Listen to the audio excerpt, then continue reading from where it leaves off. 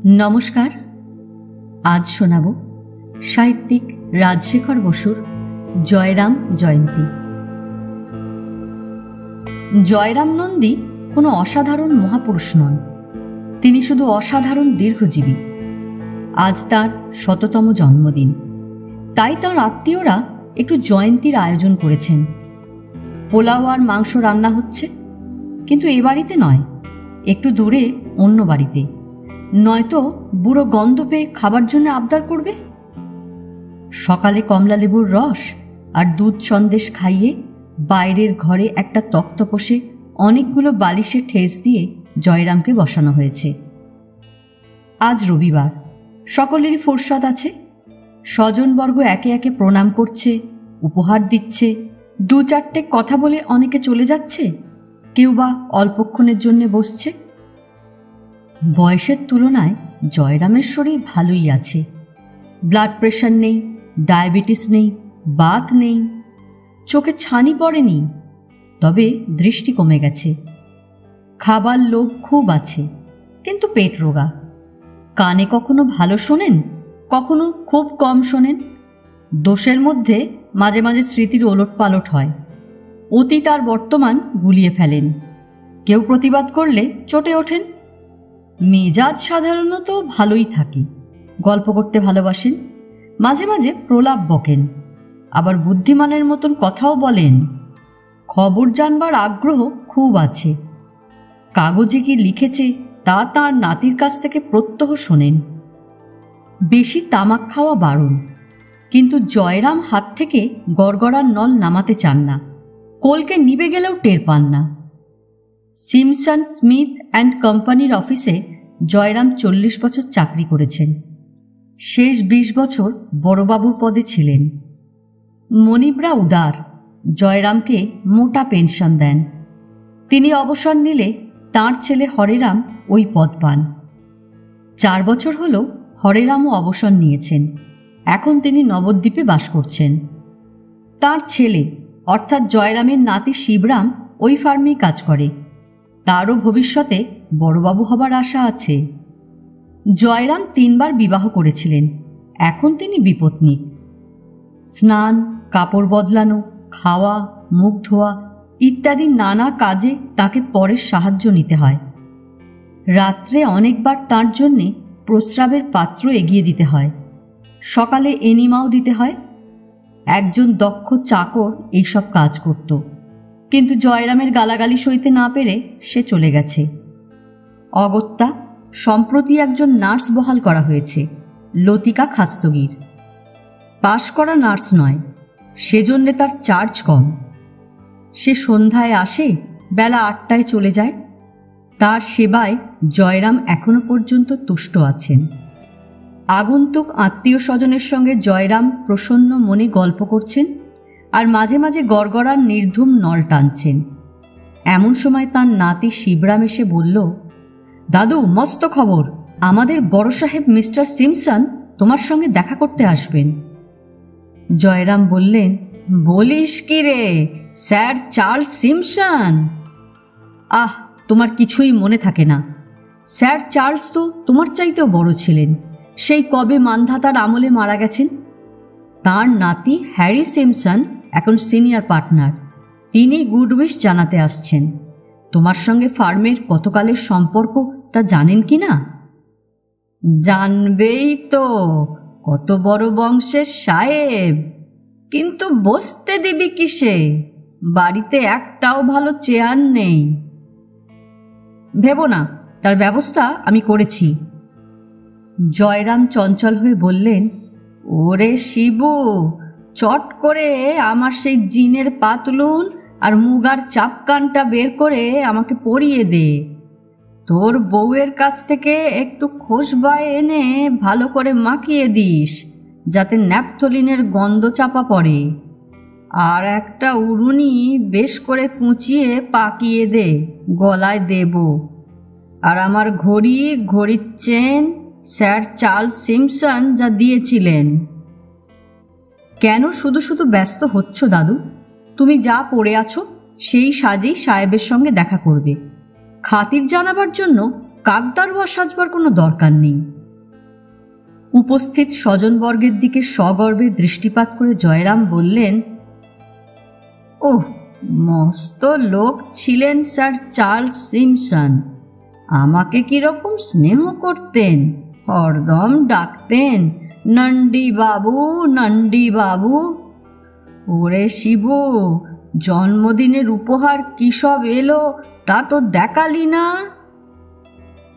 তা ভালোই এসেছে। ফুলের মালা, ফুলের তোড়া, গরদের জোর, নামাবলি, দুধ খাবার রূপোর গেলাস, গড়গড়ার রূপোর মুখনল, বাক্স বাক্স সন্দেশ আর চন্দ্রপুলি, ল্যাংড়া আম, মিহি পেশোয়ারি চাল, গাওয়া ঘি, আরও কত কি। পাকা রুই মাছ দিয়েছে? না, তা তো কেউ দেয়নি। তবে কি ছাই দিয়েছে। তোর বউকে শিগগির ডাক। নাথ বউ শিবানী আধ ঘন্টা দিয়ে ঘরে এলো। জয়রাম বললেন, এই শিবি, আজ পেশোয়ারি চালের 4টি পোলাও করবি, শুধু আমার জন্যে, বুঝলি? 5 ভূতকে খাওয়ালে ওইটুকু চাল কদিন টিকবে। নতুন বাজার থেকে ভালো পোনা মাছ আনিয়ে দই, আদা, লঙ্কা, গরম মশলা দিয়ে গড়গড়ে করে কালিয়া রাঁধবি। ডাক্তার উমেশ গুহ বললেন, পোলাও কালিয়া এখন থাকুক স্যার, আপনার এ বয়সে লঘুপথ্যই ভালো। বয়সটা কত ঠাউর করেছ ডাক্তার? সে কি জানেন না? আজ যে আপনি 100 বছরে পা দিয়েছেন, তাই তো আমরা জয়ন্তী করছি। এমন দীর্ঘ আয়ু কত লোকের ভাগ্যে হয়। 100 বছর না তোমার মুন্ডু, মোটে 70। এই তো সবে সেদিন 65 বছর বয়সে রিটায়ার করলুম। এই শিবে সারা আর ওর বাপ হরে বেটা মিচিমিচি বয়স বাড়িয়ে আমাকে ভয় দেখায়, না খাইয়ে মেরে ফেলতে চায়। আমার সম্পত্তির ওপর ওদের দারুণ টান। শাস্ত্রে লিখেছে না, পুত্রাদপি ধনভাজ্যং ভীতি। উমেশ ডাক্তারকেও ওরা হাত করেছে। শিবানী বলল, কারো কথা শুনবেন না দাদু, আপনার জন্য পোলাও কালিয়াই রাঁধব। তারপর ডাক্তারের দিকে চেয়ে ফিসফিস করে বলল, শিউলি বোঁটায় রং দেওয়া গলা ভাত আর শিঙি মাছের ঝোল। জয়রাম বললেন, শিবি, তোর দেখছি একটু দয়া মায়া আছে। 2টো ল্যাংড়া আম ছাড়িয়ে দে তো দিদি, আর খান দই চন্দ্রপলি, দেখি কেমন উপহার দিয়েছে। চট করে দে, বড় সাহেব আসবার আগেই খেয়ে নি। সে কি দাদু, একটু আগেই তো দুধ সন্দেশ খেলেন। বিকেলবেলা একটু আম আর চন্দ্রপুলি খাবেন এখন। সব বেটা বেটি শালাশালি সমান, আমাকে উপোস করিয়ে মেরে ফেলতে চায়। দাঁড়া, সবাইকে কলা দেখাচ্ছি। আমি ফের বিয়ে করব, নতুন বউকে সব সম্পত্তি দেব। শিবরাম বলল, এমন থুত্তুরে উবো বরকে বিয়ে করবে কে? লটকি নার্স বিয়ে করবে। এই লটকি, তোকে 50 ভরি গোট দেব, 2 হাতে 10 গাছা চুড়ি দেব, এই বাড়িখানা তোকে দেব। বিয়ে করতে রাজি আছিস? নার্স লতিকা বলল, আহা, আগে বলেননি কেন কর্তাবাবু? আর একজনকে যে কথা দিয়ে ফেলেছি। আপনি দেখুন না, যদি বুঝিয়ে সুজিয়ে কি ভয় দেখিয়ে লোকটাকে ভাগাতে পারেন। নার্স চলে গেলে শিবরাম বলল, দাদু, বেশ তো, লতিকা খাস্তগিরকে বিয়ে করো, মজা টের পাবে। যেমন তুমি চোখ বুঝবে, অমনি তোমার পেয়ারের লটকি একটা জোয়ান বর বিয়ে করবে, আর মনের সাথে দুজনে তোমার সম্পত্তি ওড়াবে। শিবরামের বড় সাহেব হ্যারি সিম্পসন এসে পড়লেন। যারা ঘরে ছিলেন তারা সকলেই উঠে গেলেন। মহা খাতির করে শিবরাম সাহেবকে জয়রামের কাছে নিয়ে এলো। জয়রামের শীর্ণ হাতে ঝাঁকুনি দিয়ে সিম্পসন বললেন, how do you do? A great day Nandi babu. আপনার জন্মদিন আরও বহুবার আসুক এই কামনা করি। You look very well. হাত জোর করে গদগদ স্বরে জয়রাম বললেন, as you have kept me sir, যেমন আমাকে রেখেছেন। Wish you long life, you, your Mrs and children. Long live Messrs Simpson Smith and company private limited, long live Queen Victoria and British Empire. Shibram বলল, কি বলছো দাদু? Queen Victoria তো 60 বছর হলো মরেছেন। Beg your pardon, long live queen Elizabeth number 2। I am her most humble subject, sir. Simpson সহাস্যে বললেন, নন্দীবাবু, আপনাদের দেশ 12 বৎসর হলো ইন্ডিপেন্ডেন্ট হয়েছে, তা খবর রাখেন না? হাত নেড়ে জয়রাম বললেন, no independence sir, ash, only ash, শুধু ছাই। চাল 35 টাকা, পোনা মাছ 5 টাকা, নো পিওর ঘি। যুদ্ধের পর যেমন সব দেশে, তেমনি আপনাদের দেশেও দাম চড়ে গেছে, কিন্তু লোকের আয়ও তো বেশ বেড়েছে। দেদার নতুন নতুন বিল্ডিং উঠছে, পথে অসংখ্য মোটর কার চলছে। Thieves sir, all thieves. British আমলে আমাদের ছেলে, ভাইপো, শালা, জামাইয়ের চাকরি জোটানো সহজ ছিল, কারণ আপনাদের আত্মীয়রা কেউ তুচ্ছ কেরানির কাজ চাইতেন না। কিন্তু এখন একটা সামান্য পোস্টের জন্যে বড় বড় কর্তারা সুপারিশ পাঠান, তাঁদেরও একপাল বেকার আত্মীয় আছে কি না? তাহলেও তো আপনাদের এই ইন্ডিয়ান ইউনিয়নের লোকে মোটের ওপর সুখে আছে। No sir, most unhappy. Union of rich rascals, false leaders and protected goondas. Poor Nehru is helpless. Jairam ক্রমশ উত্তেজিত হচ্ছেন দেখে সিমসন বললেন, পলিটিক্স থাকুক, আপনার নিজের কথা বলুন নন্দীবাবু। স্মিত মুখে জয়রাম বললেন, sir, you will be happy to hear আমি আবার বিবাহ করছি। একটি ভালো ইয়াং লেডি, আমার অবর্তমানেও যে ফেথফুল থাকবে। রিয়েলি নন্দীবাবু? তার চাইতে একটি গুড ওল্ড লেডি বিয়ে করাই তো ভালো, আপনার যত্ন নেবে। জয়রাম ঠোঁট উল্টে বললেন, ওল্ড লেডি নো গুড। আপনি নিজে কি রকম? I very good. আপনাদের 13টা ডিপার্টমেন্ট আমি একাই ম্যানেজ করতে পারি। স্যার, আমার কথা থাকুক, হোমের কথা বলুন। বড়ই মন্দ খবর শুনছি। কিরকম? শুনছি ব্রিটেন নাকি ফার্স্ট পাওয়ার থেকে থার্ড পাওয়ারে নেমে গেছে। চায়না আর একটু উঠলেই ব্রিটেন 4th হয়ে যাবে। চিরকাল সমান যায় না নন্দীবাবু।